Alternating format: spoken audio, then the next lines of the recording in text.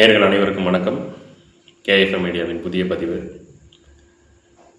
ஆர்சிபியின் வெற்றி கொண்டாட்டமும் பேரிழப்புகளும். கடந்த 3ஆம் தேதி ஆர்சிபி வெர்சஸ் பஞ்சாப் இறுதிப் போட்டி நடந்தது. ஐபிஎல் திருவிழா ஒரு 2 மாதம் ரொம்ப ஒரு பேர் திருவிழான்னு சொல்லலாம். அந்தளவுக்கு ரொம்ப எல்லாரையும் மகிழ்ச்சிக்குள்ளாக்கியது. அதோட இறுதிப் போட்டி பஞ்சாபும் ஆர்சிபியும் கடந்த 3ஆம் தேதி செவ்வாய்க்கிழமை அன்று நடந்துச்சு. இதில் ஆர்சிபி வின் பண்ணாங்க, எல்லாருக்குமே தெரிஞ்ச விஷயம்.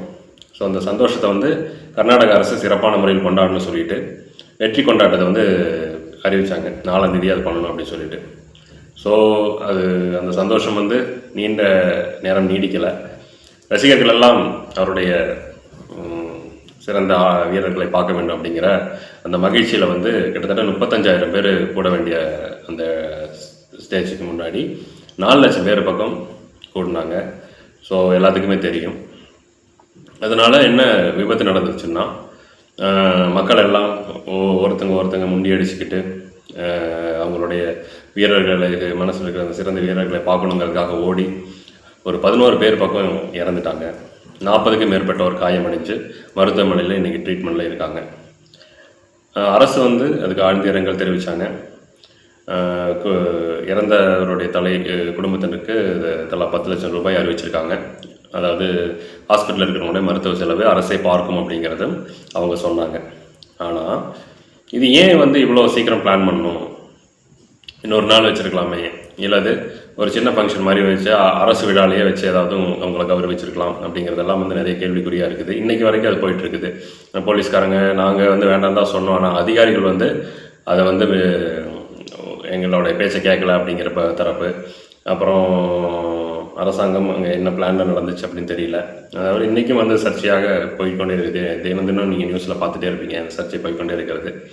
ஸோ ரிஸ்க்கு, அதாவது ஒரு சட்டம் ஒரு என்ன சொல்கிறது, ஒரு சப்போர்ட் இல்லைனாலோ இல்லை ஒரு உயிர் கேரண்டி இல்லைனாலோ ஒரு சட்டம் இயற்றியதுக்கு பிரயோஜனமே கிடையாது. அந்தளவுக்கு சட்டத்துக்கு உட்பட்டு இந்த நிகழ்ச்சி நடத்திருக்க வேண்டும். ஒரு உயிரை மதிக்காமல் நடந்த மாதிரி தெரியுது. ஏன்னா பிளான் பண்ணிட்டோம், நடத்தணும், அவங்களுடைய வைப் ஜெயிச்சிட்டோம் அப்படிங்கிற அந்த வைப் இறங்குறதுக்குள்ளேயே அதை பண்ணிடணும் அப்படிங்கிறதுக்காக அர்ஜென்ட்டாக இந்த ஒரு பேரிழப்பை நம்ம சந்திச்சிருக்கோம். தமிழ்நாட்டில் கிட்டத்தட்ட 3 பேர் மரணிச்சிருக்காங்க. அதே மாதிரி ஒவ்வொரு சைடில் இருந்தும் இளைஞர்கள் நிறைய பேர் மரணம் அடைஞ்சிருக்காங்க. அவங்களுக்கு நம்மளுடைய ஆழ்ந்த இரங்கல்கள் தெரிவிச்சுக்கலாம்.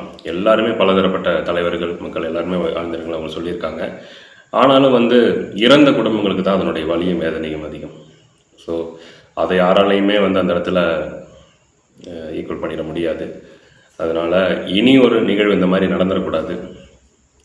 இனி ஒரு நிகழ்வு இந்த மாதிரி நடக்காமல் நம்ம எல்லாருமே விழிப்புணர்வு இருக்க வேண்டும்.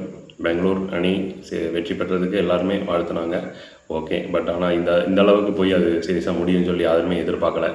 அரசாங்கத்தில் தவறு நடந்ததா, காவல்துறையில் தவறு நடந்ததா, இல்லை மக்கள் இத்தனை பேர் எப்படி கூடினாங்க, அவங்களிடம் பிரச்சனையாச்சாங்கிறது இன்னையுமே விசாரணை போய்கிட்டு தான் இருக்குது. ஸோ எல்லாருக்குமே தெரியும். ஒரு கிட்டத்தட்ட ஒரு 35,000 பேர் கூடுற இடத்துல 4 லட்சம் பேர் கூடினா என்ன ஆகும் அப்படிங்கிறது நம்ம கண்கூட பார்த்தோம்.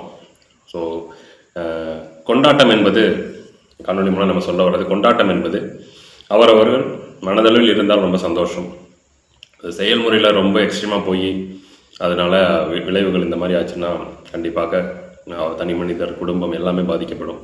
ஸோ அதனால் நீங்கள் வரும் காலங்களில் இந்த மாதிரி நிகழ்வு நடக்காமல் அரசாங்கமும் சரி, மக்களும் சரி, காவல்துறையினர் எல்லாருமே பார்த்துக்கணும் அப்படிங்கிறது இந்த காணொலி மூலம் நம்ம தெரிஞ்சுக்கிறோம். இந்த காணொலி மூலம் நம்ம சொல்லிக்கிறோம். மீண்டும் இன்னொரு தகவல்களுடன் விரைவில் உங்களை சந்திக்கும் வரை விடைபெறுவது உங்கள் சுனில். நன்றி.